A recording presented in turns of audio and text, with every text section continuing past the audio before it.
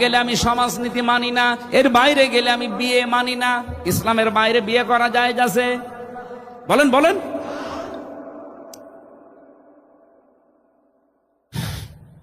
সব মিলে তার মানে আমি সিদ্ধান্ত নিয়েছি ইসলামের বাইরে গেলে আমি কিচ্ছু মানি না। এমনকি ইসলামের বাইরে যদি আমার নেতা যায়, ওই নেতাকেও মানি না। ইসলামের বাইরে আমার মা বাবা গেলেও মা বাবাকেও মানি না। হ্যাঁ, তাদের হক আমি আদায় করি, কিন্তু তাদের আনুগত্য আমি জীবনও করব না। কারণ আমার মা বাবার জন্য আমার আখেরাত আমি নষ্ট করতে পারি। 3 নম্বরে, এই পৃথিবীতে আদর্শ হিসাবে আমি রাসূল ছাড়া কাউকে মানি না। নবীজি বলেন এই লোকটা ঈমানের স্বাদ পেয়েছে। এখন আপনি পেয়েছেন কিনা দেখেন। আপনার এই যে দারাজাত, মর্যাদা, এটা আপনাকে পাওয়া লাগবে দুনিয়াতেই।